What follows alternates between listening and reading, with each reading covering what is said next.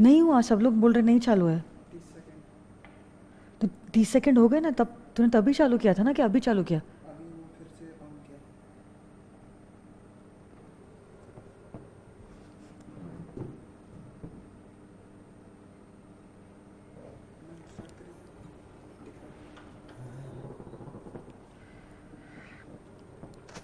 A very good afternoon to all of you all. Am I audible as well as visible? Please let me know.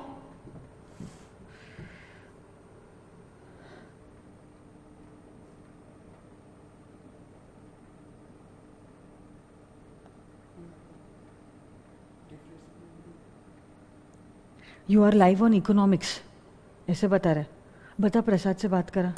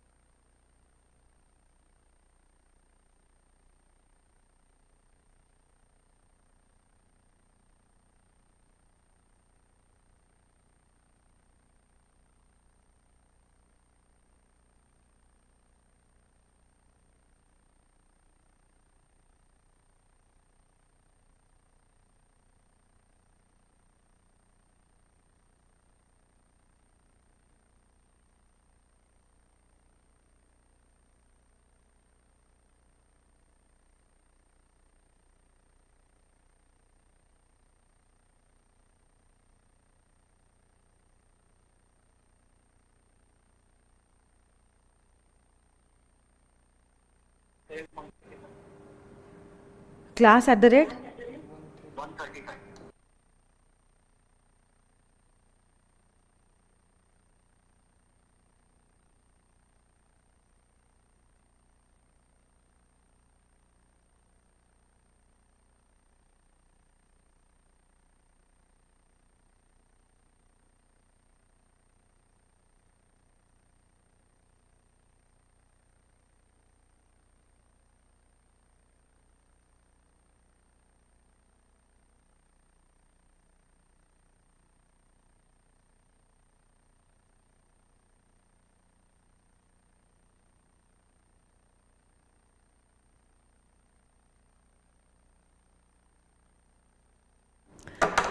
Okay, so very good afternoon to all of you all. How are you all, my dear friends? So I think now the lecture is audible as well as visible on the law tab. So yes, everything is perfect. Lancy, Nandini, Komal, सबने perfect, perfect, perfect कह दिया है. Mangalam, Snehal, okay. So now if everything is perfect, let us begin with this particular lecture. But now, before starting with the new topic, let me revise whatever I have done till now. We have started with the Indian Contract Act 1872. Indian Contract Act 1872. What do you mean by the word contract? तो आप जानते हो, an agreement enforceable by law is a contract. An agreement enforceable by law is a contract. What do you mean by an agreement? Offer plus acceptance is an agreement. Offer plus acceptance means an agreement. और यही agreement अगर enforceable है by law, means there is a legal obligation, then my dear friends, this agreement becomes a contract. Agreement wider term, whereas contract is a narrower term. Every contract has an agreement, but every agreement may not have a contract. Yesterday we started with the essential elements of a valid contract. इसी essential elements के लिए पहले तो हमने general points देखे हैं, और ये general points कहते हैं कोई भी contract बनने के लिए कम से कम लगते हैं आप लोगों को 2 parties. जी हाँ, कोई भी contract बनने के लिए you require at least 2 parties. यही जो 2 parties है, they should be having the intention to create a legal obligation. यही 2 parties जो है, they should be having the intention to create a legal obligation. There are certain kinds of contracts in which certain technical requirements are necessary. अगर आपका वो type का contract है, जैसे कि आपने इमूवेबल प्रॉपर्टी को खरीदा है, बेचा है, तो आपको कंपल्सरी ये कॉन्ट्रैक्ट को राइटिंग में करना जरूरी है. It should be signed, it should be dated, it should be stamped, it should be registered. तो ये कुछ टेक्निकल रिक्वायरमेंट्स है. अगर आपका वैसा टाइप का कॉन्ट्रैक्ट है, आपको भी वो टेक्निकल रिक्वायरमेंट्स को पूरा करना जरूरी है. Along with that, your contract should be possible of being performed and the meaning shall be certain. इसके अलावा my dear friends, section number 10 जो है, section number 10 also gives us certain essential elements of a valid contract, starting with the first point which says कोई भी contract बनने के लिए agreement का होना जरूरी है. And agreement would constitute of two elements, offer plus and acceptance. Free consent आज मैं पढ़ाने वाली हूं, बट मैंने बाकी के पॉइंट्स पढ़ाए थे, जैसे कि कैपेसिटी ऑफ द पार्टीज. कोई भी कॉन्ट्रैक्ट वैलिड होने के लिए क्या पार्टीज के बीच में कैपेसिटी टू कॉन्ट्रैक्ट होना जरूरी है? कब माना जाएगा that you have the capacity to enter into a contract? Come on, can you tell me when will it be considered that you have the legal ability to enter into a contract? If you are a major, you are having a sound mind, and if you are not disqualified by law, you will be able to enter into a contract. कोई भी contract बनने के लिए क्या consideration का होना जरूरी है? जी हाँ, कंसिडरेशन मतलब क्या? Something in return. इसी का लैटिन वर्ड है quid pro quo. No consideration, no contract. Consideration होना तो जरूरी है. Along with that, your consideration shall also be lawful. Object of the contract shall also be lawful, and it should not be something that is declared void. ये जो void वाला point है, point number last, sixth point will be done in unit number 3. Currently I am going to point number 2, which is relating to free consent. तो सुनिए मेरी बात. Free consent.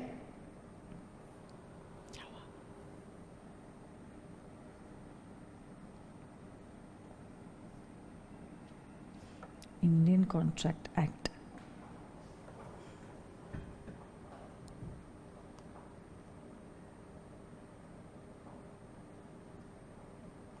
Okay. First of all, let me tell you, now everyone has to suspend whatever you all are doing. Okay?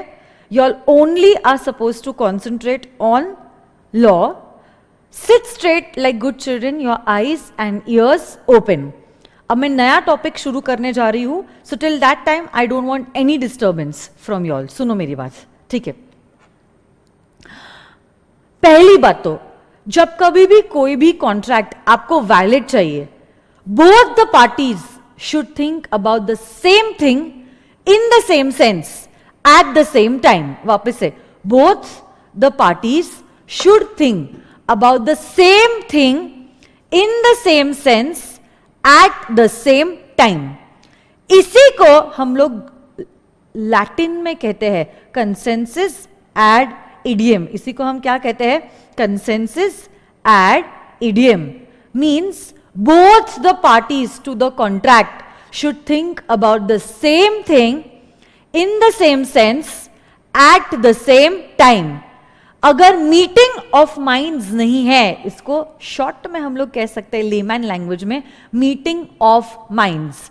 अगर आपकी meeting of minds नहीं है, then your contract can not be valid. अब देखो, दोनों भी parties are thinking about the same thing in the same sense at the same time, but along with that act says what we also require is the free consent of both the parties. आप अगर गौर फरमाओगे, इस शब्द में दो चीजें involve है. इस शब्द में दो चीजें इन्वॉल्व है. पहली बात तो, the contracting parties must give their consent. The contracting parties must give their consent. Consent मतलब मंजूरी. और कंसेंट के साथ साथ एक्ट ये भी कहती है their consent should be free. Their consent should be free. तो पहली बात तो वी वॉन्ट देयर कंसेंट, और कंसेंट के साथ साथ हम कह रहे हैं उनका कंसेंट हमें फ्री भी चाहिए। अब सवाल ये उठता है, ma'am, oh ma'am, what do you mean by free consent? What do you mean by free consent? अब एक्ट कहती है any consent that you got, any consent that you got which is not caused bye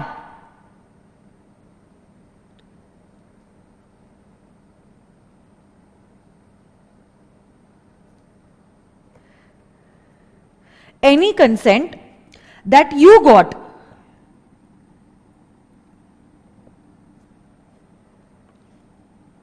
which is not caused by, क्या आप लोग बोल सकते हो which is not caused by? 5 things. What are these 5 things? Can you all answer me?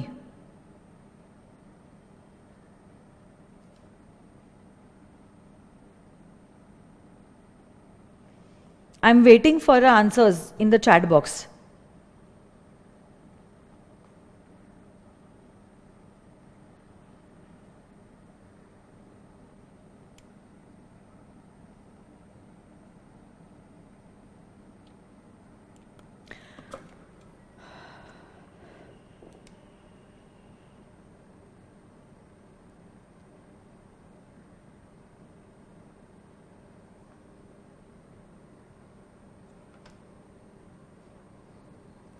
Very good, राशि ने सबसे सही जवाब दिया है।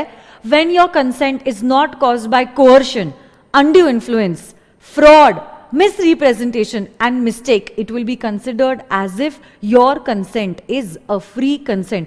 कुछ बच्चों ने कोअर्शन लिखा है, कुछ बच्चों ने अनड्यू इन्फ्लुएंस लिखा है, किसी ने मिसरिप्रेजेंटेशन लिखा है, किसी ने मिस्टेक लिखा है, but let me tell you the complete correct answer would be, act के हिसाब से माना जाएगा कि आपका कंसेंट फ्री है if it is not caused by coercion, undue influence, fraud, misrepresentation and mistake. So basically there are 5 terms that you need to know, और इन्हीं 5 चीजों के बारे में हम लोग अब देखने वाले हैं, starting with the first point and that is coercion.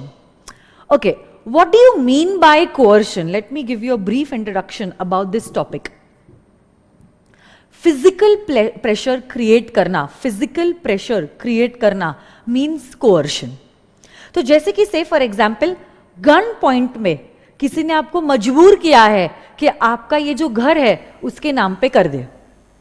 अब यहां पे आपने कंसेंट तो दिया है क्योंकि आप कह रहे हो घर चले जाए चलेगा, जान नहीं जानी चाहिए। यहां पे आपने कंसेंट तो दिया है, कंसेंट देना मतलब मंजूरी देना, हाँ बोलना टू दैट पर्टिकुलर कॉन्ट्रैक्ट। आपने हाँ तो कह दिया है क्योंकि आप डरे हुए हो, आपको लग रहा है अगर ये मेरी जान ले लेगा तो अब क्या करूंगा मैं प्रॉपर्टी का, प्रॉपर्टी चले जाए चलेगा बट जान नहीं जानी चाहिए। आपने हाँ कह दिया है उसे कि जी हाँ आप ले लो मेरा घर, मुझे कोई प्रॉब्लम नहीं, मुझे कोई एतराज नहीं है, बट यहां पे आपका कंसेंट फ्री नहीं था, it was under some physical pressure. Gun point पे उसने आपको थ्रेटन किया कि हे मिस्टर, अगर आपने ये घर मेरे नाम पे नहीं किया मैं आपको मार दूंगा, जान ले लूंगा मैं आपकी, फिर देखते हैं क्या होगा। अब ऐसे केस में आपने कंसेंट दिया है, आपने कंसेंट दिया है, बट यहां पे आपका कंसेंट फ्री नहीं है। माना जाएगा कि आपका consent has been caused by coercion, आपका consent has been caused by coercion. Coercion मतलब फिजिकल प्रेशर अप्लाई करना। पीपीटी बुक्स में जिससे आप देख ही सकते हो, देखो यहां पे क्या हुआ है, नाना पाटेकर ने गन पॉइंट पे आरके को थ्रेटन किया, कहा कि हे आरके तू मुझे 20 लाख का लोन दे, वो भी without taking any interest from me, और ये लोन मैं रीपे करना चाहूंगा तो करूंगा, नहीं तो मैं नहीं करूंगा, मेरी मर्जी मेरा मन। अब ऐसे केस में ऑब्वियस ही बात है 20 लाख रुपए से तो ज्यादा आरके को अपनी जान की कीमत है, तो अब वो ये कॉन्ट्रैक्ट के लिए अपना कंसेंट देता है, बट यहां पे उसका कंसेंट फ्री नहीं माना जाएगा that his consent has been given under coercion मतलब फिजिकल प्रेशर। ऐसे कॉन्ट्रैक्ट्स जहां पे आपका कंसेंट फ्री नहीं होता है, ये कॉन्ट्रैक्ट्स वैलिड नहीं होते हैं। आगे मैं आपको पढ़ाने वाली हूं, आज ही मैं आपको पढ़ाने वाली हूं, these contracts are actually voidable in nature.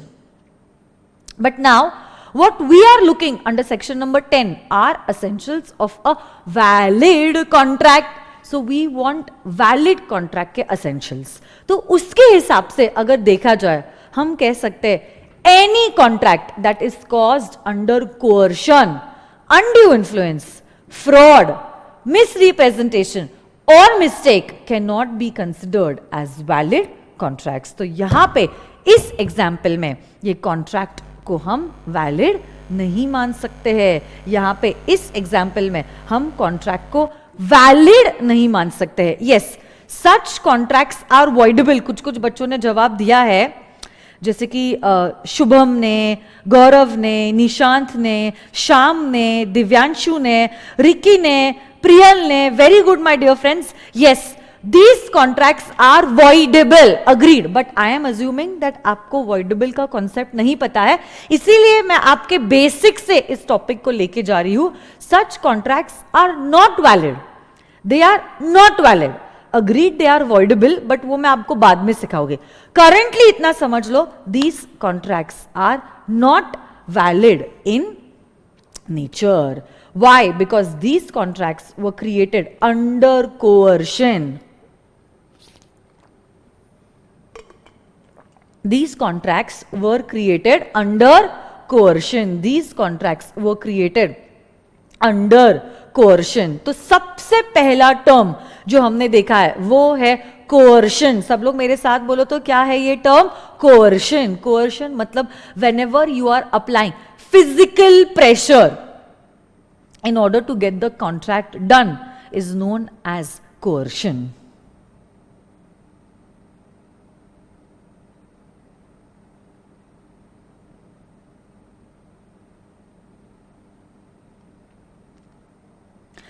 Next point, my dear friends, undue influence. Next point is talking about undue influence. नाम में लिखा है undue influence, मतलब आपकी influence का आप गैर फायदा उठा रहे हो। आपकी influence का आप गैर फायदा उठा रहे हो, उसी को कहते हैं as undue influence. उसी को क्या कहते हैं बोलो तो बच्चों? undue influence. आपकी पोजीशन का आप गैर फायदा अनड्यू एडवांटेज उठा रहे हो, उसी को कहते हैं अनड्यू इन्फ्लुएंस। जैसे कि से फॉर एग्जांपल, आपकी कॉलेज की टीचर आपको बोल रही है कि अगर आप चाहते हो आप बीकॉम में पास हो जाओ, आपकी ये जो गाड़ी है वो मुझे गिफ्ट कर दो। अब यहां पे टीचर ने अपनी पोजीशन का गैर फायदा उठाया है और आपको कह रही है कि अगर आप पास होना चाहते हो, आपकी कार उन्हें बर्थडे में गिफ्ट कर दे। अब यहां पे आप हां तो कह दोगे because you don't want to fail BCom, मतलब अगर आप बीकॉम फेल हो जाओगे आपकी इज्जत क्या रहेगी मार्केट में, राइट? आप आपकी कार उनको दे तो देते हो, बट यहां पे आपका कंसेंट फ्री नहीं था। It was caused under influence. आपने हां बोला बट इन्फ्लुएंस में आके आपने हां बोला है। ऐसे कॉन्ट्रैक्ट्स को भी हम वैलिड नहीं मानेंगे। अगर आप देखोगे कोर्शन और अनडू इन्फ्लुएंस दोनों में एक प्रेशर क्रिएटेड है, बट कोर्शन में there was a physical pressure, where as undue influence में the pressure is moral, it is more mental as compare to physical. यहां पे टीचर ने क्या आपको मारने की, जान लेने की धमकी नहीं दी है, but it is more psychological and mental. Undue influence में आपका प्रेशर फिजिकल नहीं होता है, it is more mental and it is more moral in nature.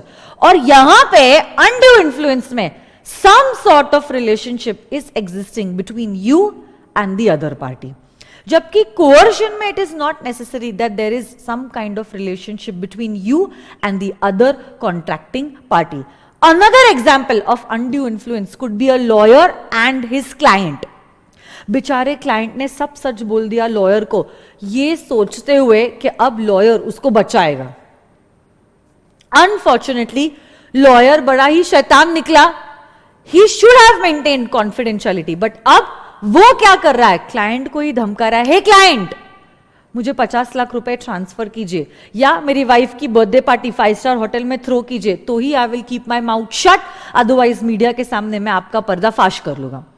What is this? He is taking undue advantage of his position. इसी को कहते हैं as undue influence. इसी को क्या कहते हैं बोलो तो बच्चों? Undue influence. यहां पे फिजिकल प्रेशर, यहां पे मॉरल प्रेशर, ये कोर्शन है, ये अनड्यू इन्फ्लुएंस है. आपकी स्क्रीन के सामने आपको एक पीपीटी नजर आ रहा होगा. देखो ये पीपीटी क्या कह रहा है. यहां पे there is an old weak father who has only one who has say he has 3 sons, but only one son, the youngest son, is the one who is taking care of him. अब ये जो सबसे छोटा बेटा है वो कह रहा है कि हे पापा, आपकी जो भी सारी प्रॉपर्टी है आप मेरे नाम पे कर लो, नहीं तो मैं आपका ख्याल रखना बंद कर दूंगा. वैसे भी दोनों भी जो बड़े भाई है वो आपका कुछ ख्याल रख रहे नहीं है, उनके घर तक में आने नहीं दे रहे हैं, तो अब आपके पास कोई दूसरी जगह नहीं है जहां पे आप जा सकते हो.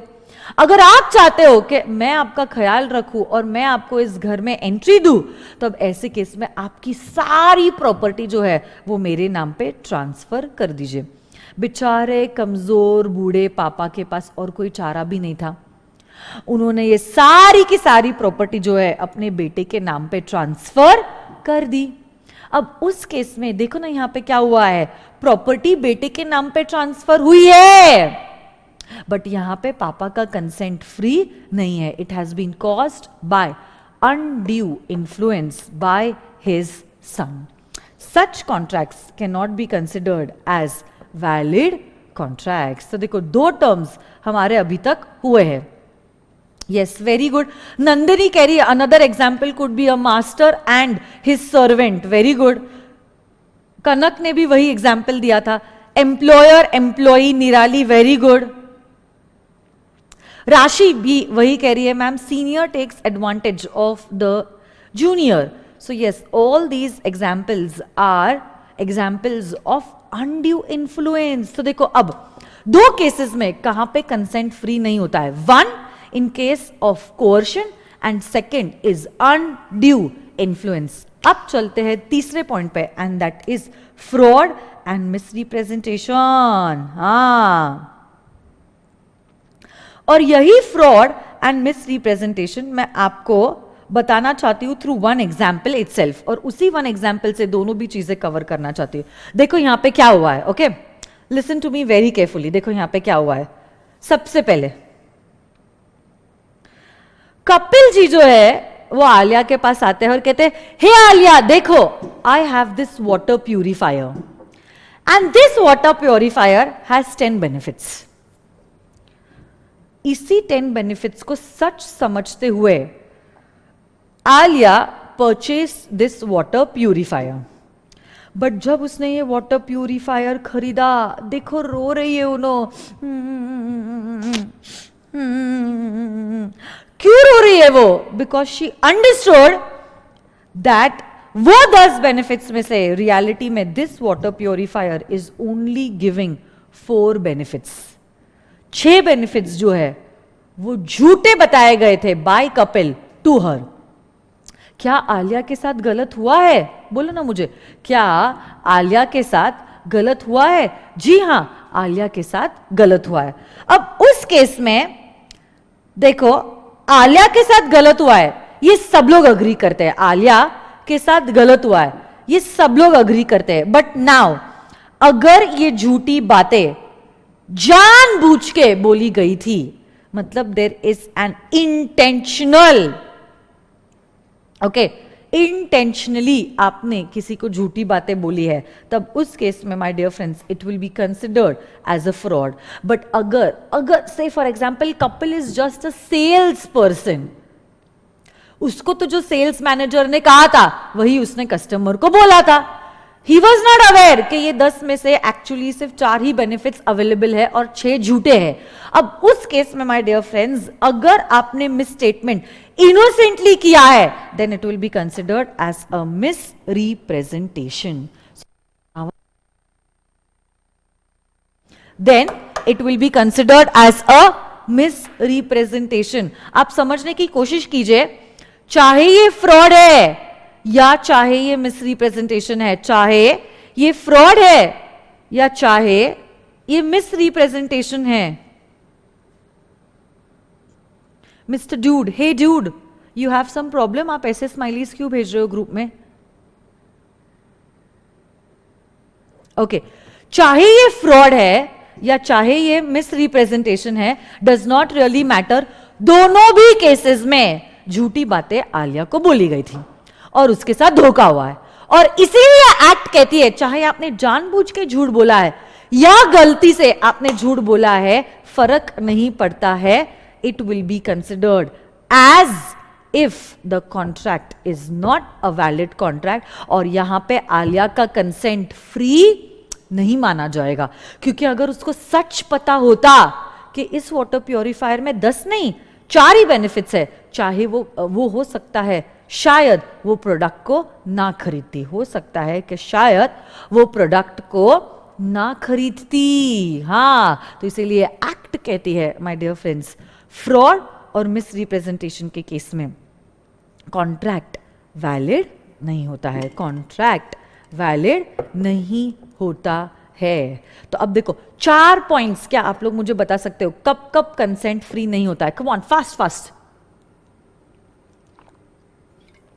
4 पॉइंट्स कब कब आपका कॉन्ट्रैक्ट जो है उसमें कंसेंट फ्री नहीं होता है।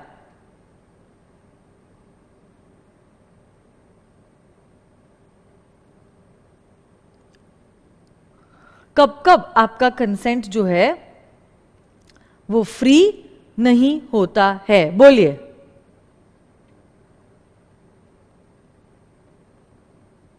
वेरी गुड काजल, नंदनी, क्या बात है। Urvashi, what is wrong with the boys? Why aren't the boys answering? Some problem my dear friends? So अभी तक मैंने आपको बताया है 4 केसेस में आपका कंसेंट फ्री नहीं होता है, coercion, undue influence, fraud and misrepresentation. एक आखिरी पॉइंट है mistake, but mistake will be taught to you all in unit number 3। तो अब देखो हमारे सेक्शन 10 के कौन से पॉइंट्स खत्म हो गए हैं। कोई भी कॉन्ट्रैक्ट वैलिड होने के लिए अग्रीमेंट का होना जरूरी है। अग्रीमेंट मतलब offer plus acceptance. Parties should be having the capacity to enter into a contract. कब माना जाएगा that you have the capacity to enter into a contract? When you are major, sound mind and not disqualified by law. Consideration का होना जरूरी है. No consideration, no contract. Along with that, consideration shall be lawful. Your object shall be lawful and your consent shall be free.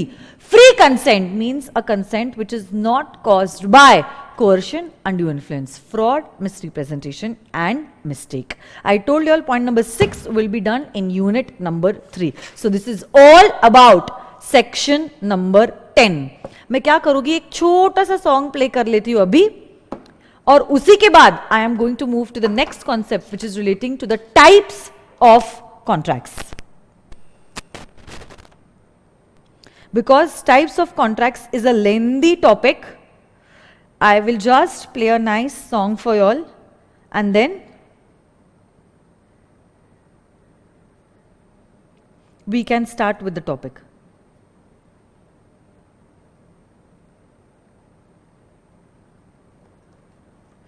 क्या आपको song की आवाज आ रही है?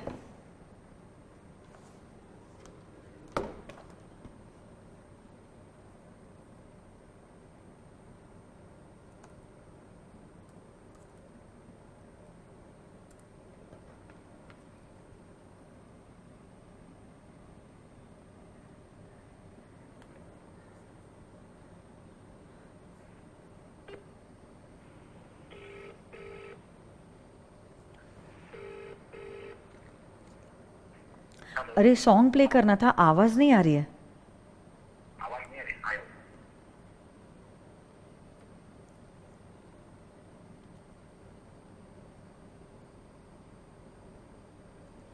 कैन यू ऑल, क्या आप लोगों को आवाज आ रही है? Check check check. Who is कशिश?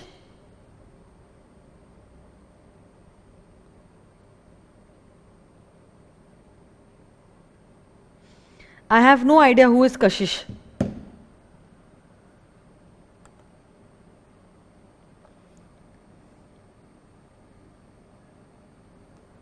मुझे तो सॉन्ग की आवाज ही नहीं आ रही है.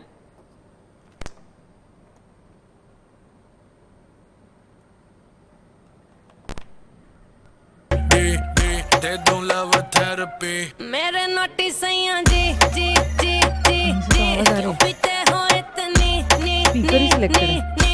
सनटेक टीविया. जी जी जी जी जी क्यों पीते हो इतनी नी नी नी क्योंकि तू है चिक चिक ने ने ने ने ने तब पीऊं इतने ने ने ने ने.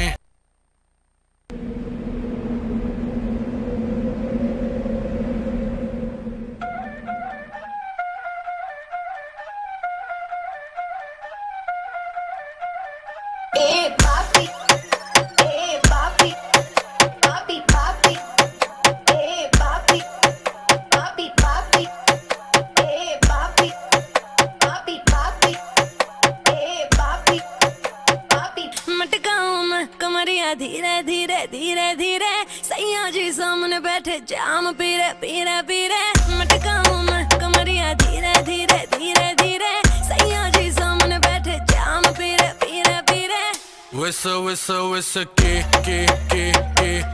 मैंने थोड़ी थोड़ी पे पे पे पे पे W double E D D D D D दे दूं लव थेरेपी मेरे नोटी सैया जी जी जी जी जी क्यों पीते हो इतनी नी नी नी नी मेरे नोटी सैया जी जी जी जी जी क्यों पीते हो इतनी नी नी नी क्योंकि तू है चिक चिक ने ने ने ने ने तब पीऊं इतने ने ने ने ने क्योंकि तू है चिक ने ने ने ने ने तब पीऊं इतने ने ने ने ने. जाने दे गाड़ी भगाने दे गला सा सूकर पैग लगाने दे. जाने दे गाड़ी भगाने दे गला सा सूकर दो पैग लगाने दे. जिंदगी जुआ जुए से पैसा कमाने दे. म्यूजिक बनाने दे आग लगाने दे. जिंदगी गाड़ी को धक्का लगाने दे. टुक टुक नहीं खेलूंगा सीधा छक्का लगाने दे. मटकाऊं मैं कमरिया धीरे धीरे धीरे धीरे सैया जी सामने बैठे जाम पीरे पीरे पीरे मटकाऊं मैं कमरिया धीरे धीरे धीरे धीरे सैया जी सामने बैठे जाम पीरे पीरे पीरे. विस विस विस के मैंने थोड़ी थोड़ी पे पे पे पे पे W double E D D D D D दे दूं लव थेरेपी मेरे नोटी सैया जी जी जी जी जी क्यों पीते हो इतनी नी नी नी नी मेरे नोटी सैया जी जी जी जी जी क्यों पीते हो इतनी नी नी नी क्योंकि तू है चिक चिक ने ने ने ने ने तब पीऊं इतने ने ने ने ने क्योंकि तू है चिक ने ने ने ने ने तब पीऊं इतने ने ने ने ने. यो हानी सिंगर सही कर रही है करती जा. मैं हूँ पापी मेरे बाप का घड़ा तू भरती जा. सर पे चढ़ गई कच्ची दारू जैसी चढ़ती जा. बेबी सही कर रही है करती जा. हानी सिंगर नाचले नाचले नाचले नाचले नाचले नाचले नाचले नाचले नाचले नाचले नाचले नाचले नाचले नाचले. पैक बनाने से पहले तू पहले तू पहले तू पहले तू नाप ले. पैक बनाने से पहले तू पहले तू पहले तू पहले तू नाप ले.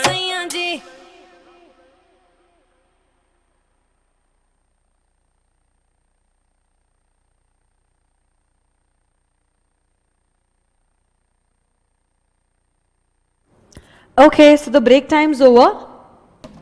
Check. Okay.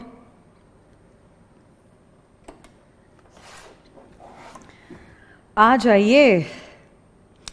on the next concept, which is relating to the types of contracts.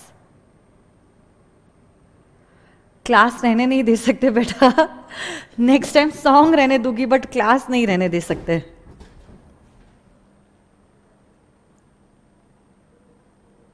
Check check check check.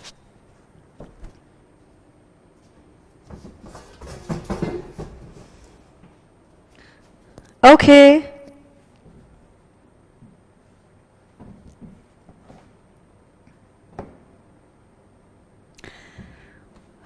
Types of contracts. Okay, I know you all are back, even I am back. Come on. सबसे पहला type on the basis of validity, आपको दिख रहा है आपके chart book पे, on the basis of validity, chart number 1.2. अभी तक तो हमारा पिछले 2 दिनों में एक ही चार्ट कंप्लीट हुआ है. Now we are starting with chart number 1.2. What is this point talking about? It is talking about types of contract. So अलग अलग बेसिस पे आपके कॉन्ट्रैक्ट्स अलग अलग टाइप्स में डिवाइडेड है.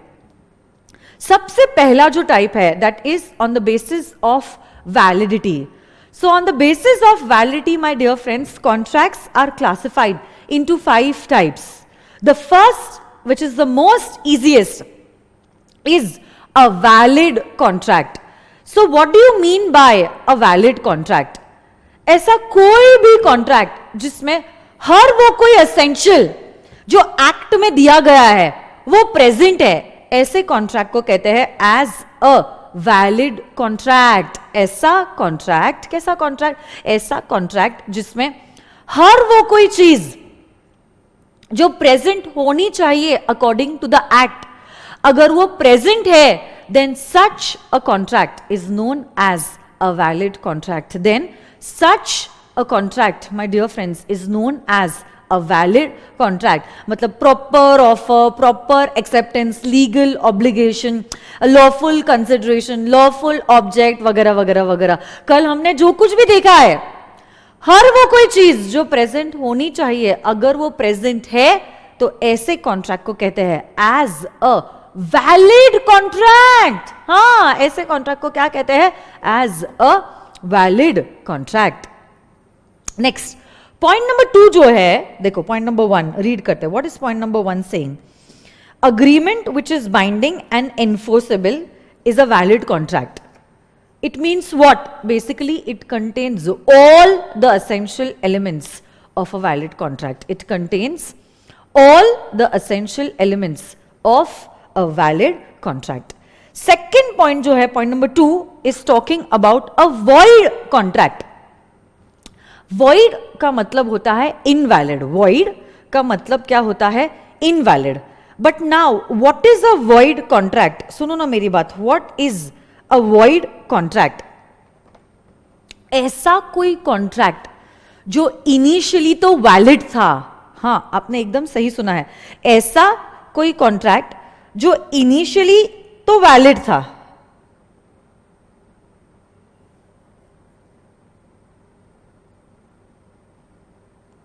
ऐसा कोई कॉन्ट्रैक्ट जो इनिशियली तो वैलिड था,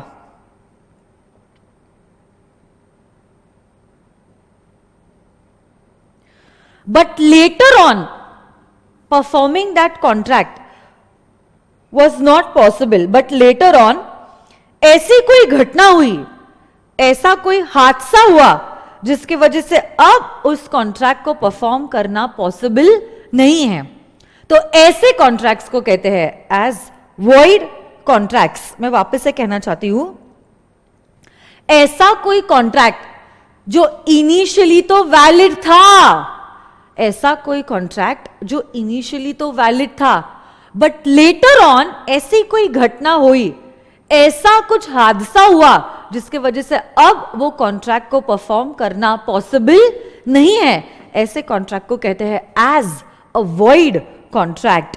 सी फॉर एग्जाम्पल पर्पस, यहां पे क्या हुआ है? There are 2 parties, a buyer and a seller, और इन्हीं 2 पार्टीज के बीच में एक कॉन्ट्रैक्ट बना है to obviously buy and sell this particular house. यही कॉन्ट्रैक्ट कब बना? 1st of January. यही कॉन्ट्रैक्ट जो है ये इन दोनों पार्टीज के बीच में कब एग्जीक्यूट हुआ, कब बना, कब फॉर्म हुआ? Sorry, it was form on the 1st of January. तो 1st January को दोनों के बीच में ये कॉन्ट्रैक्ट बना कि मैं घर बेचूंगा और ये घर खरीदेगा. बट एक्चुअल में performance of the contract was to be done on the 10th of January.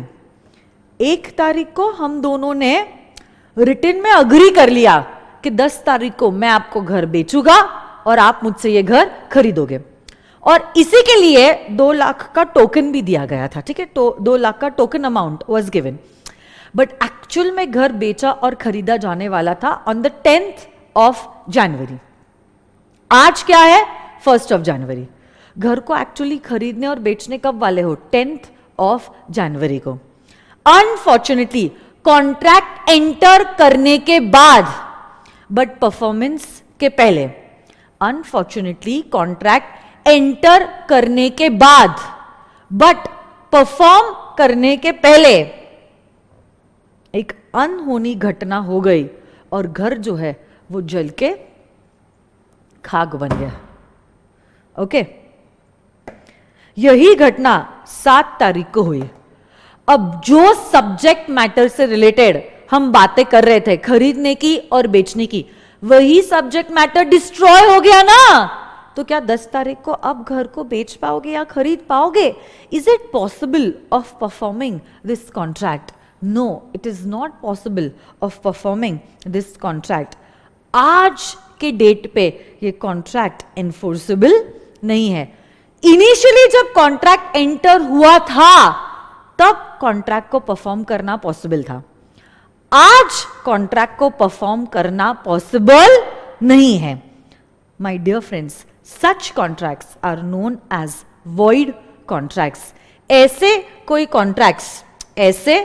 कोई कॉन्ट्रैक्ट्स जब बने थे तब वैलिड थे, बट बाद में ऐसी कोई घटना घटती है जिसके वजह से कॉन्ट्रैक्ट को परफॉर्म करना पॉसिबल नहीं है. Such contracts are known as void contracts. Such contracts are known as void contracts. So देखो, a contract basically which ceases to be enforceable. Cease हो जाना मतलब stop हो जाना, मतलब initially it was enforceable but now it is not enforceable. Such contracts are known as void contracts. Such contracts are known as void contracts. किसी ने पूछा है मैम ये 2 लाख रुपए का क्या होगा? My dear friends, according to the principles of natural justice, अब क्योंकि आपने घर नहीं दिया है और घर के बदले में जो आपको एडवांस मिला है वो आपको रिफंड करना पड़ेगा. तो यस, वेरी गुड. गौरव और गौरव दोनों भी गौरव ने सही जवाब दिया है इस बच्चे के जवाब के लिए. श्रुति ने भी जवाब दिया है और शुभम ने भी जवाब दिया है. आप चारों भी बच्चों का जवाब बिल्कुल भी सही है. तो बेटा what will happen is this 2 lakh rupees will be returned back to the buyer. क्योंकि अगर आपने घर नहीं बेचा है आप उसका एडवांस भी अपने पास नहीं रख सकते. You will have to return this money to whom it actually belonged. So yes, simple language में अगर मुझे कहना हो, ऐसा कोई कॉन्ट्रैक्ट जो इनिशियली वैलिड था but later on it is not possible to perform such a contract. Such contracts are known as void contracts. Such contracts are known as void contracts. अब आ जाओ to the third point and that is voidable contracts. नाम में लिखा है voidable contracts. Voidable contracts. Voidable contracts. This voidable word, if you realize, is made up of 2 words. Voidable मतलब ऐसा कोई contract which is able to be void is known as a voidable contract. ऐसा कोई contract which is able to be void, which is able to be void. which is able to be void is known as a voidable contract. Which is able to be void is known as a voidable contract. आप याद कीजिए जो example मैंने आपको दिया था, कौन सा वाला एग्जाम्पल? एग्जाम्पल ऑफ, सुनो ना मेरी बात, example of Nana Patekar, okay, या तो फिर example of that old weak father and his youngest son. जहां कहीं पे भी आपका कंसेंट फ्री नहीं होता है, जहां कहीं पे भी आपका कंसेंट फ्री नहीं होता, या तो फिर आपकी फेवरेट आलिया का एग्जाम्पल, जहां कहीं पे भी आपका कंसेंट फ्री नहीं होता है. आपका कंसेंट कब कब फ्री नहीं होता है? When your contract is caused by coercion, undue influence, fraud, misrepresentation और मिस्टेक. जहां कहीं पे भी आपका कंसेंट जो है वो फ्री नहीं है, such contracts are actually known as voidable contracts. Such contracts are actually known as voidable contracts. Such contracts are actually known as voidable contracts. Such contracts are actually known as what? Come on, tell me guys. Voidable contracts. Able to be void. क्या मतलब होता है ma'am voidable contracts का? अब देखो, जहां पे वो अग्रीव्ड फादर थे, अग्रीव मतलब बेसिकली जिनके साथ गलत हुआ है, दुखी आत्मा, ओके. तो जैसे आलिया के साथ गलत हुआ है, आरके के साथ गलत हुआ है, या तो वो ओल्ड वीक फादर के साथ गलत हुआ है. अब तब तो उन्होंने कंसेंट दे दिया, क्योंकि हो सकता है गन पॉइंट का प्रेशर था या मॉरल प्रेशर था, या से उनको लगा कि जो भी कपिल ने कहा है वो सच है. यू बिलीव्ड इन कपिल्स बातें and you bought that water purifier. बाद में आपको पता चला आपके साथ धोखा हुआ है. अब आपके पास दो ऑप्शन है. आपके पास क्या है? दो ऑप्शन है. 1, you treat the contract as void. You treat the contract as void. तो आप जाओ in the court of law और कहो, हे जज साहब देखो, इस बंदे को मैंने 20 लाख रुपए दिए हैं, but now I gave this money because I was threatened to death, कि अगर मैंने पैसा नहीं दिया तो ये मेरी जान ले लेगा. यहां पे मैंने कंसेंट जरूर दिया है जज साहब, बट मेरा कंसेंट फ्री नहीं है.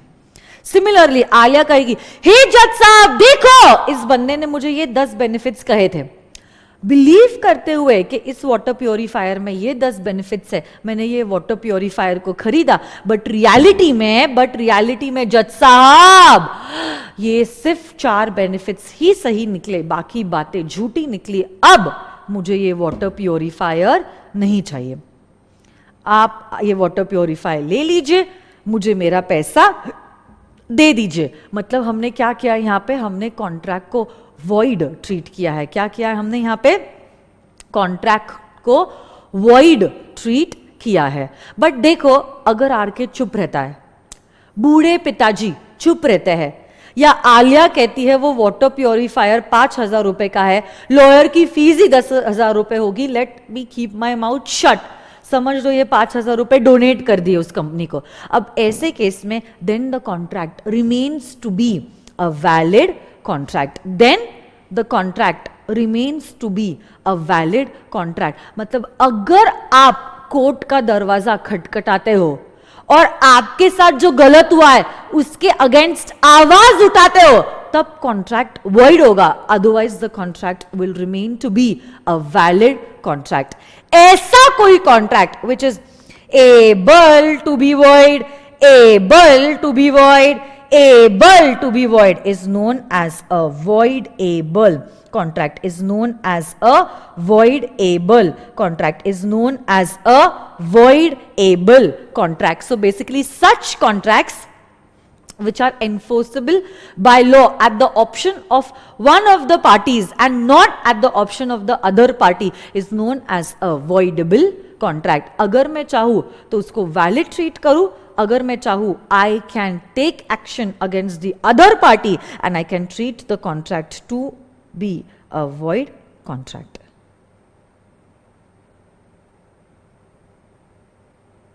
Something wrong with you guys? Yes, aggrieved party जो है, अग्रीव पार्टी मतलब वो दुखी आत्मा.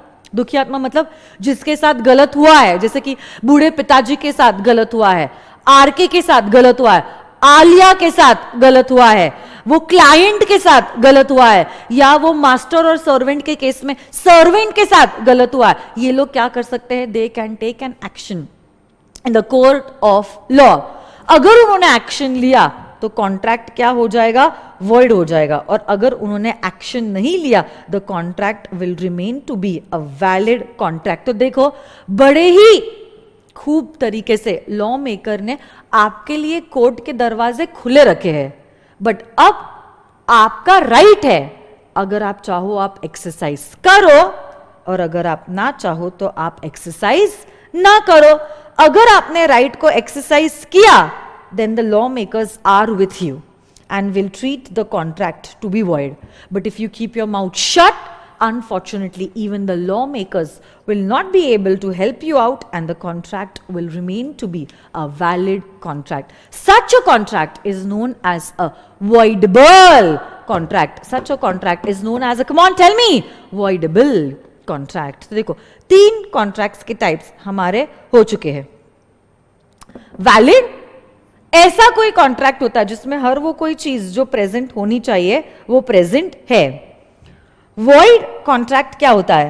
अ contract which ceases to be enforceable by law becomes void when it ceases to be enforceable. मतलब जब तक सारी चीजें सही थी तब तक वो वैलिड था, बट जब परफॉर्म करना इम्पॉसिबल हो जाता है तब से वो कॉन्ट्रैक्ट को वॉइड माना जाएगा. और voidable, an agreement which is enforceable by law at the option of one or more of the parties but not at the option of the other parties will be regarded as a voidable contract. जी हाँ, will be regarded as a voidable contract. Differentiation read करना आपका homework होगा, ठीक है? So you all are supposed to read the differentiation between a void contract and a voidable contract. And you have to tell me this differentiation tomorrow when I will ask you in the discussion. तो आज मैं इसके बारे में discuss नहीं कर रही हूं, अदरवाइज मुझे पता है आप बहुत आलसी हो जाओगे और आप रीड भी नहीं करोगे, है ना? तो मैं इसके बारे में कुछ भी डिस्कस नहीं करने वाली हूं. And tomorrow I am going to ask questions. So वही बच्चे जिन्होंने पढ़ाई की है will be in a position to give me the answers. Okay, next, 4th and 5th point, illegal contract and unenforceable contract. सुनो ना, illegal contract, एक्चुअली तो इसको कॉन्ट्रैक्ट कहना भी गलत है.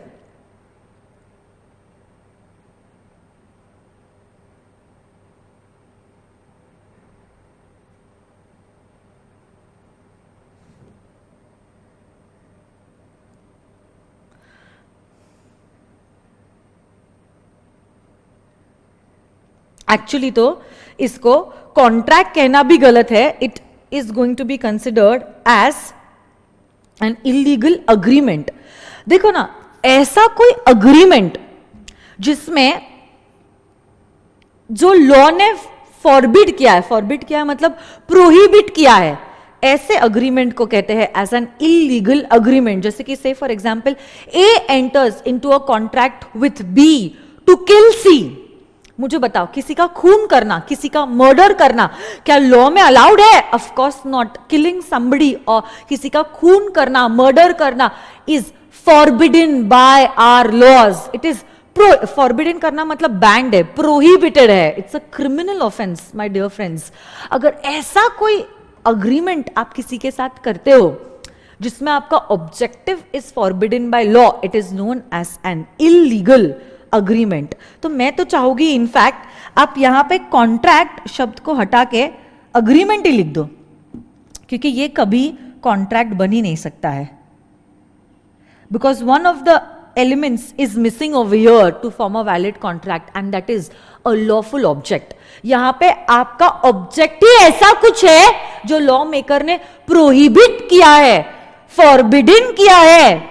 फॉरबिडन करना मतलब प्रोहिबिट करना, बैन करना. तो ऐसी चीज आप कर ही नहीं सकते हो. Yes, very good. कोई बच्चे कह रहे it is void ab initio. परफेक्टो, एकदम perfect my dear friends. Void ab initio. Void मतलब इनवैलिड, एब इनिशियो मतलब right from the beginning.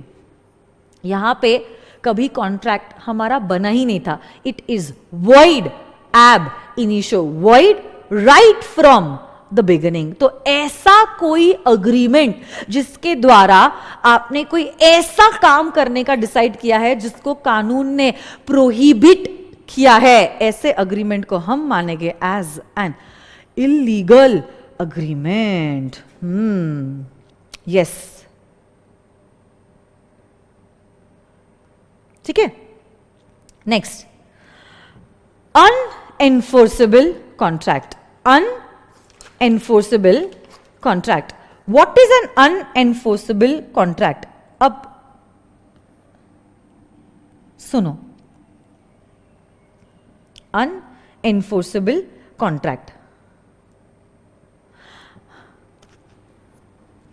A contract which is good in substance. Okay, तो ऐसे तो सब कुछ सही है, but now there is a certain technical defect, there is a certain technical defect. Such a contract is known as an unenforceable contract, but because it is good in substance it's not a big deal. आप ये technical defect को correct कर सकते हो, और जैसे ही आप ये टेक्निकल डिफेक्ट को करेक्ट कर लेते हो, my dear friends, this unenforceable contract becomes enforceable.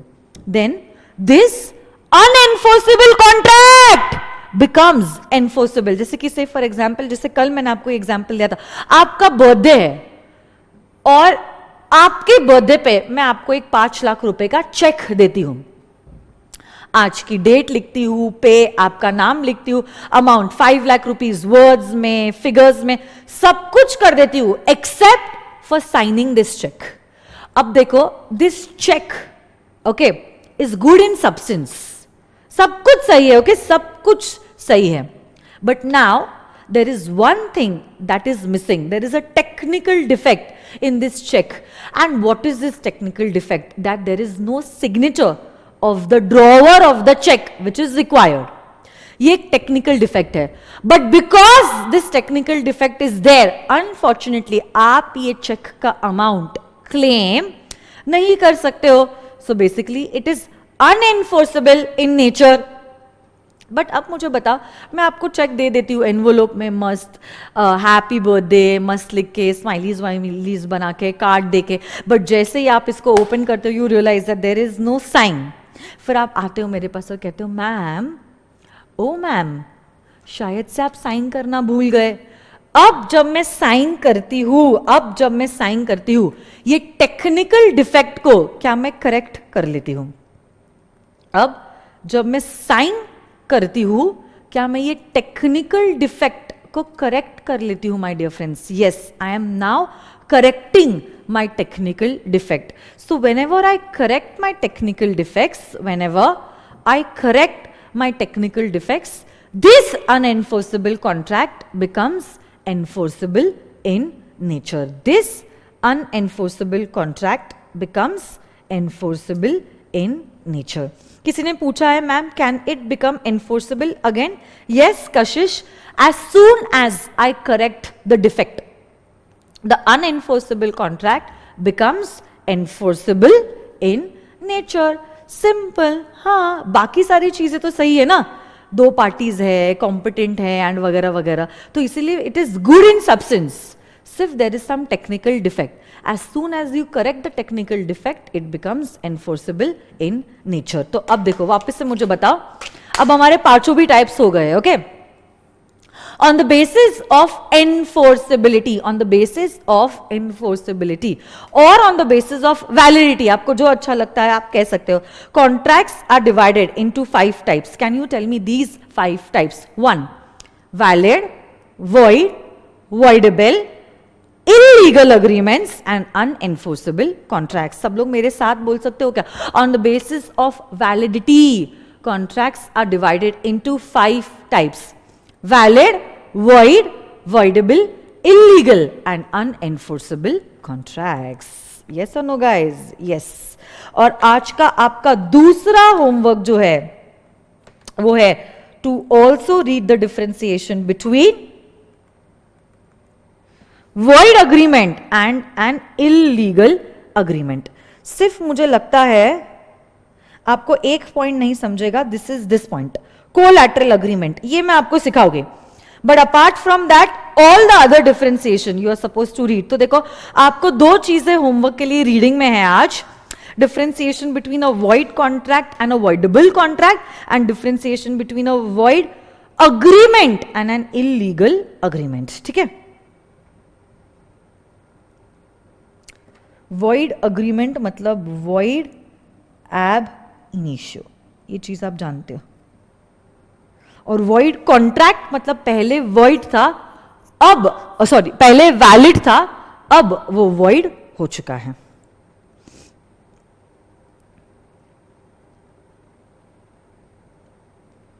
ओए बाय बाय नहीं बोलना है सुयश. लेक्चर अभी तक खत्म नहीं हुआ है, सिर्फ मुझे याद आया इसलिए मैंने आपको होमवर्क बताया है. मैं ये पूरे टाइप्स ऑफ कॉन्ट्रैक्ट्स को फिनिश करने वाली हूं, जिसके बाद ही आपको छुट्टी दी जाने वाली है. अभी छुट्टी नहीं मिली है, रुको रुको. I still have 15 minutes in my hand. Come on.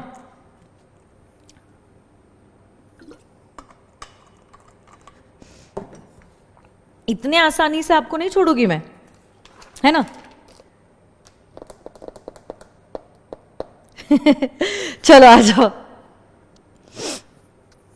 हाँ ना, होमवर्क दिया तो फिर बोलने लग गया बाय बाय मैम. मेरी हैबिट ऐसी है कि जैसे ही मुझे क्लिक होता है या दिखाई देता है मैं तुरंत बोल देती हूँ ये आज का होमवर्क है. ऐसे एंड में नहीं बोलती हूँ, उसकी भी बेचारे की कोई गलती नहीं है. अभी तीसरा दिन तो है कि हम लोग मिले हैं, so might be you are not knowing the pattern in which I conduct the lectures. कोई बेचारा बेचारा नहीं है वो. ठीक है, आ जाइए. Next, on the basis of formation, my dear friends, contracts are divided into 5 types. On the basis of formation, hey dude, I don't know what your name is. मुझे भी आप लोगों को पढ़ाने में बहुत ज्यादा मजा आता है ना.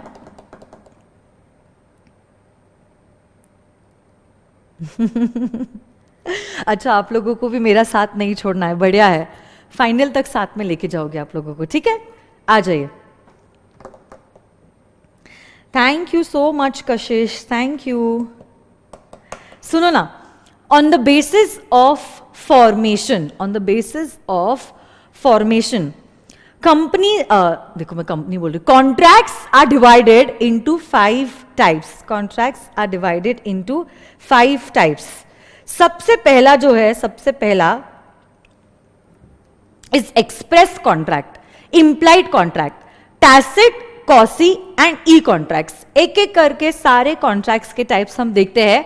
First is express contract. देखो हम कौन सा बेसिस देख रहे हैं, कॉन्ट्रैक्ट्स को फॉर्म कैसे किया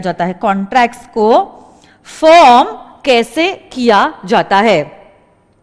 सबसे पहला जो सबसे इजीएस्ट है, and that is contracts can be formed through the express mode. अब आप कैसे एक्सप्रेस कर सकते हो? या तो आप एक्सप्रेस कर सकते हो ओरली, या तो आप एक्सप्रेस कर सकते हो इन राइटिंग. तो अगर मुझे आपको कुछ कहना है या आपको किसी को कुछ कहना है, तो या तो आप ओरली कह सकते हो या तो फिर आप इन राइटिंग कह सकते हो. तो अब जब कभी भी you have expressed the terms of the contract by words का इस्तेमाल हुआ है, then such a contract is known as an express contract. This can either be done orally or this can be done in writing. But आप लोग जानते हो बहुत बार चीजें जो होती है वो कही या लिखी नहीं जाती है, वो समझी जाती है. Right, you are all experts in that.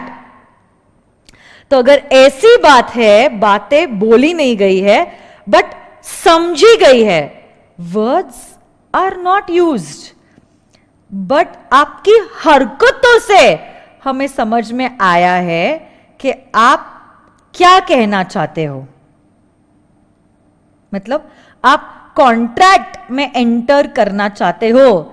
Such contracts are of implied nature.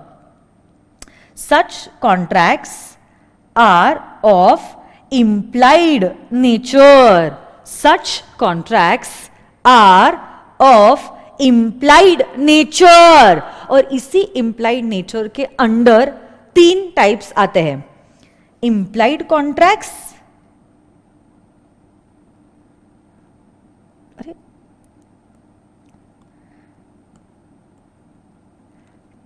tacit contracts and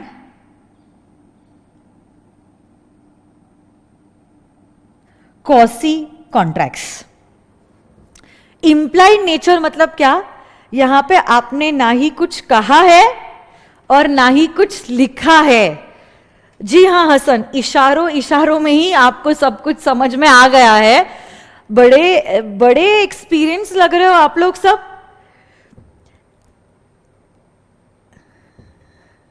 तब ऐसे केस में उसको इम्प्लाइड नेचर कहते हैं। यही इम्प्लाइड नेचर 3 तरीके का हो सकता है, implied contract, tacit contract and quasi contract. Okay, यही इम्प्लाइड नेचर जो है 3 टाइप का हो सकता है, implied contract, tacit contract and quasi contract. इसको ध्यान से सुनो क्योंकि बहुत सारे बच्चे इसमें गलती करते हैं। इम्प्लाइड कॉन्ट्रैक्ट में क्या होता है, terms and conditions of the contract are not known. Terms and conditions of the contract are not known. जैसे कि say for example what you do is you go and sit in the rickshaw and tell the rickshaw वाला कि हे rickshaw वाला please drop me on FC road. अब ऐसे case में rickshaw वाला जब रिक्शा स्टैंड पे खड़ा है, उसका ये जो बिहेवियर है in itself expresses that he is willing to take you where you want. और आप जब रिक्शा में बैठते हो, it means you have given acceptance that now you want to go to a certain place with this rickshaw wala. Okay, and then of course जैसे ही आप बैठते हो कॉन्ट्रैक्ट शुरू हो जाता है और फिर आप बोलते हो कि मुझे FC रोड छोड़ दो। Now you have no idea कि MG रोड से FC रोड पे जाने के लिए कितने पैसे लगेंगे। Terms and conditions are not known to you.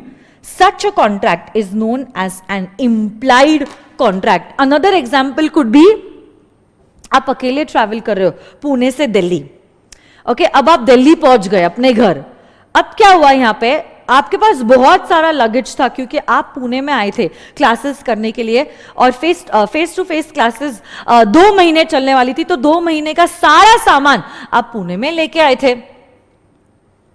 अब दिल्ली आ गए, nobody came unfortunately to pick you up at the station। और जब कूली देखता है कि आपके पास इतना सारा सामान है और आप अकेले हो, आता है वो, okay, and he picks up your luggage and you do not deny him. अब ऐसे केस में when a coolie in a uniform is picking up your luggage, okay, and is carrying it from the railway station to, मतलब from the bogie of that railway to where the exit of the railway station is, it is an implied contract। पैसों के बारे में ना उसने बात की ना आपने बात की। terms and conditions are not known to both of you all. Such a contract is known as an implied contract.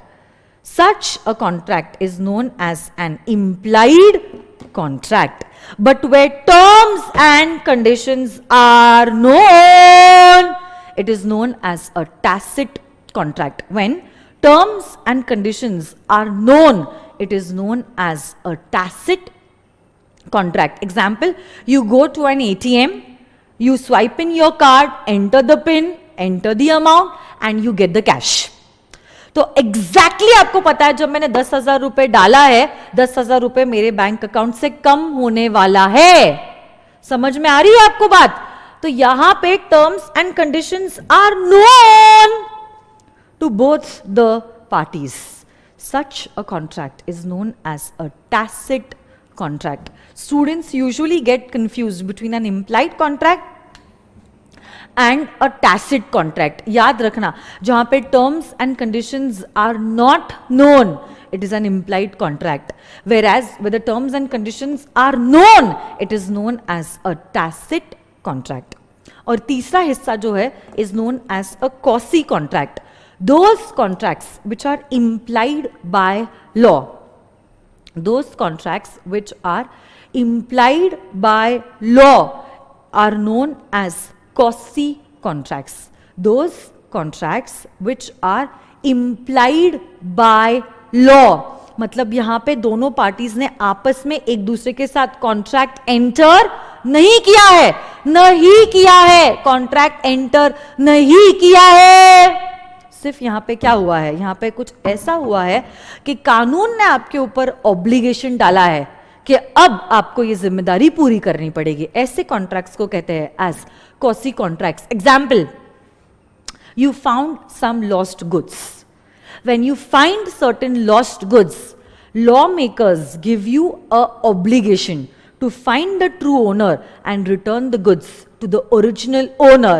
अब ऐसे केस में ये जो obligation है was implied by law and such a contract will be known as a quasi contract. जी हाँ, जहां पे एक साइड पे लॉ मेकर ने आपको ड्यूटी दी है to find the true owner of the goods, वो आपको कुछ राइट्स भी देता है, जैसे कि राइट देगा कि जितना भी खर्चा ट्रू ओनर को ढूंढने में लगा है वो खर्चा आप उस ओनर से रिकवर कर सकते हो। गेटिंग दिस और नो माय डियर फ्रेंड्स? देखो, अगर आप चाहते हो इस चार्ट को लिख सकते हो। I am giving you exactly 1 minute. Please take a stick note and write it down and you can stick it in your chart book. Come on, fast fast.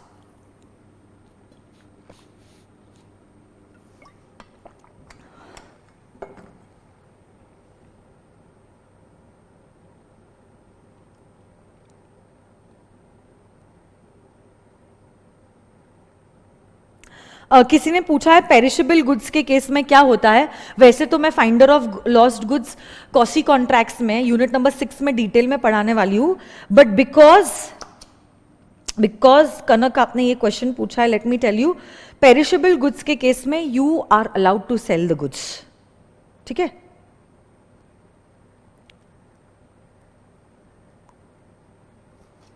Okay, so you are done with the writing part. वापस से सुनो मेरी बात। Implied nature, 3 तरीके के contracts हो सकते हैं, implied contract, tacit contract and quasi contract. जहां पे terms and conditions are not known, it is an implied contract. where terms and conditions are known, it is known as a tacit contract. And where a contract is implied by law, it is known as a quasi contract. अगर आपने कुछ कहा है orally या कहा है लिखकर, it is an express contract. और 5th पॉइंट जो था, that is an e contract, जो कितना इजी है, जो हम लोग इनफैक्ट एवरी डे करते हैं। Any contract that is entered by 2 parties through the electronic means is known as an e contract. जैसे कि अनफॉर्चुनेटली अभी तो नहीं पॉसिबल है, बट बुक माई शो से मूवी टिकट खरीदना, मेक माई ट्रिप से हॉलीडे की फ्लाइट टिकट्स बुक करना, अमेजोन से कुछ सामान खरीदना, या फ्लिपकार्ट से कुछ कपड़े खरीदना, या से फैक्ट्री ए ने फैक्ट्री बी के साथ कॉन्ट्रैक्ट एंटर किया है to sell and purchase raw material through emails. What are these? These are nothing but they are classic examples of e-contracts।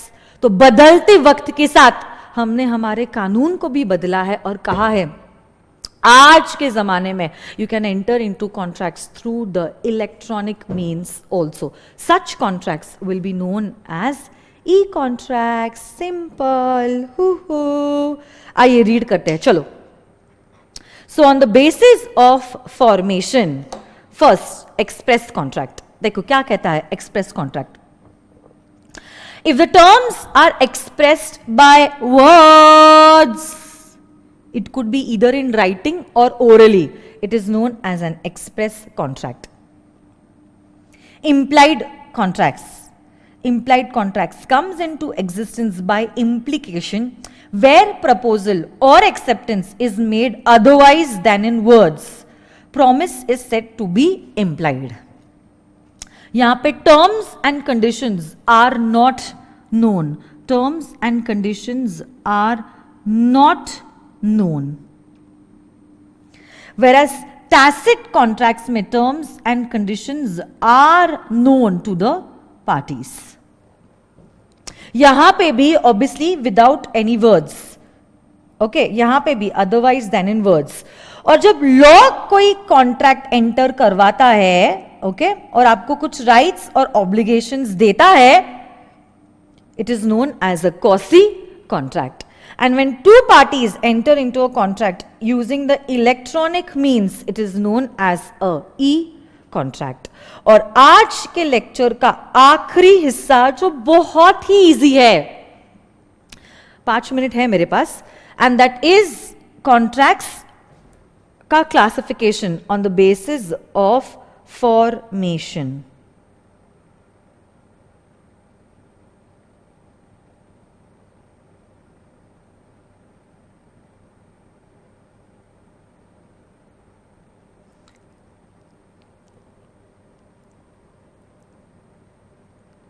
कुछ प्रॉब्लम है आप लोगों को?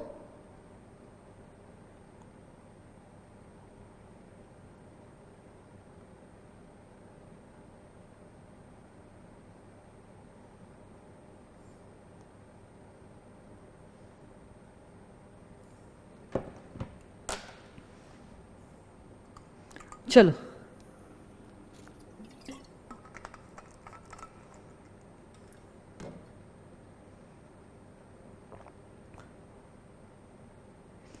Last type,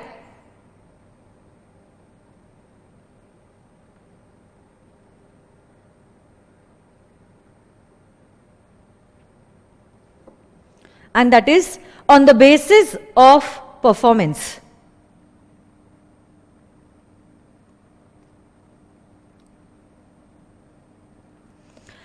Executed, executory, executed,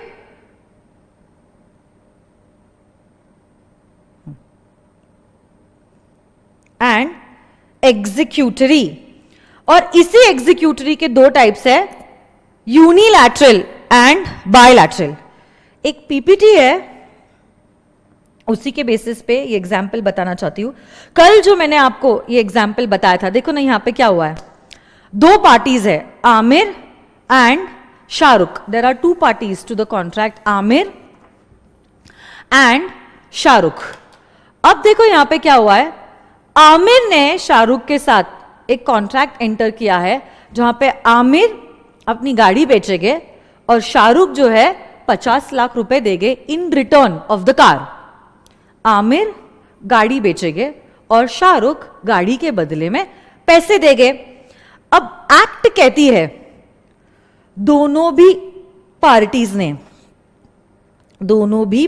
ने अगर अपने ऑब्लिगेशंस पूरे कर लिए हैं, तो आमिर का ऑब्लिगेशन क्या है, बोलो ना, आमिर का ऑब्लिगेशन क्या है? आमिर की ऑब्लिगेशन है टू गिव द कार. और शाहरुख का जो ऑब्लिगेशन है that is to give the money. अब ऐसे केस में माय डियर फ्रेंड्स, ऐसे केस में अगर दोनों भी पार्टीज ने अपने ऑब्लिगेशंस पूरे कर दिए हैं, दोनों भी पार्टीज ने अपने ऑब्लिगेशंस पूरे कर दिए हैं, दोनों भी पार्टीज ने अपने ऑब्लिगेशंस पूरे कर दिए हैं, आमिर ने भी कार दे दी और शाहरुख ने भी पैसे दे दिए, such a contract is known as an executed contract. नाम में लिखा है एग्जीक्यूटेड, एग्जीक्यूटेड, एग्जीक्यूटेड. जिसको जो परफॉर्म करना था वो उसने परफॉर्म कर लिया है. ऐसे कॉन्ट्रैक्ट्स को कहते हैं एज एग्जीक्यूटेड कॉन्ट्रैक्ट्स. ऐसे कॉन्ट्रैक्ट्स को क्या कहते हैं? Executed contract. मतलब हर एक पार्टी की जो रिस्पॉन्सिबिलिटी थी अब वो पूरी हो चुकी है. The act is done, the contract is performed. Such a contract is known as an executed contract. Aamir ने गाड़ी दे दी, शाहरुख ने पैसे दे दिए. ऐसे कॉन्ट्रैक्ट को क्या कहते हैं? Executed contract. बट अब एक्ट कहता है there is one more thing, executory, executory contract, executory contract. Executory contract में क्या होता है माय डियर फ्रेंड्स, एखादी पार्टी या तो दोनों भी पार्टीज ने अभी तक अपनी ड्यूटी पूरी नहीं की है। एखादी पार्टी ने या तो दोनों पार्टी ने अभी तक अपनी ड्यूटी जो है वो पूरी नहीं की है। ऐसे कॉन्ट्रैक्ट को कहते हैं एज एन एग्जीक्यूटरी कॉन्ट्रैक्ट। एखादी पार्टी ने या तो दोनों भी पार्टीज ने अभी तक अपनी जिम्मेदारी पूरी नहीं की है, ऐसे कॉन्ट्रैक्ट को कहते हैं एज एन एग्जीक्यूटरी कॉन्ट्रैक्ट। से फॉर एग्जाम्पल, आमिर ने तो अपनी गाड़ी दे दी बट शाहरुख ने अपने पैसे अभी तक नहीं दिए। या तो फिर शाहरुख ने तो पैसे दे दिए इन एडवांस बट अभी तक आमिर ने गाड़ी नहीं दी है। या तो ऐसा भी तो हो सकता है, हमने आज कॉन्ट्रैक्ट एंटर किया था, आज क्या है, से today is 1st of January, just for example purpose, और परफॉर्मेंस का जो डेट है दैट इज से 10th of January। Contract enter कर लिया 1st Jan को और परफॉर्म होने वाला है 10th Jan को। आज क्या है, आज 1st Jan है। जब सिर्फ कॉन्ट्रैक्ट एंटर हुआ है बट परफॉर्मेंस का समय अभी तक नहीं आया है, तो ना ही आमिर ने गाड़ी दी और ना ही शाहरुख ने पैसे दिए हैं। दोनों के साइड से ऑब्लिगेशन पेंडिंग है, उसको भी हम कहते हैं एज एग्जीक्यूटरी कॉन्ट्रैक्ट। तो अब देखो, जब सारी पार्टीज ने अपने ऑब्लिगेशंस कर लिए हैं, जिसकी जो ड्यूटी थी वो करके खत्म हो चुकी है, ऐसे कॉन्ट्रैक्ट को कहते हैं as an executed contract. But now अगर किसी के साइड से ऑब्लिगेशंस पेंडिंग है, पहली पार्टी के साइड से, दूसरी पार्टी के साइड से या दोनों भी पार्टीज के साइड से, तो उसको कहते हैं एज एन एग्जीक्यूटरी कॉन्ट्रैक्ट। उसको क्या कहते हैं, एग्जीक्यूटरी कॉन्ट्रैक्ट। उसको क्या कहते हैं, एग्जीक्यूटरी कॉन्ट्रैक्ट। और अब ये जो पेंडिंग चीज है, अगर एक ही पार्टी के साइड से बची हुई है, देखो यहां पे सिर्फ आमिर के साइड से बचा हुआ है या तो यहां पे सिर्फ शाहरुख के साइड से बचा हुआ है, एक ही पार्टी का ऑब्लिगेशन पेंडिंग है, it is known as unilateral executory. It is known as unilateral executory. It is known as unilateral executory. और अगर दोनों भी पार्टी के साइड से ऑब्लिगेशन पेंडिंग है, it is known as bilateral executory. It is known as, बोलो तो, bilateral executory. Bye मतलब दोनों भी साइड से, यूनी मतलब एक ही साइड से बचा हुआ है। तो देखिए, let me read it out. Executed consideration is in given contract could be act or forbearance। ये हम देखेंगे यूनिट नंबर 2 में। When this act is done or executed or forbearance is brought on record, then the contract is known as an executed contract. And what is an executory contract? अभी तक या तो एक party या तो दोनों भी पार्टी के साइड से ऑब्लिगेशंस पेंडिंग है, it is known as an executory contract. Unilateral मतलब one sided contract, one party ने परफॉर्म किया है और दूसरे के साइड से ऑब्लिगेशन पेंडिंग है। बायलैटरल कॉन्ट्रैक्ट्स वे ऑब्लिगेशन और promise is outstanding on both the parties side, both, और यहाँ पे वन हैज परफॉर्म, अदर का आउटस्टैंडिंग है। So my dear friends, this is all for today. Please remember, you have two things for homework. One, reading the differentiation between void and voidable contract, and two, void agreement and illegal agreement. So, patient listening के लिए धन्यवाद. Thank you very much.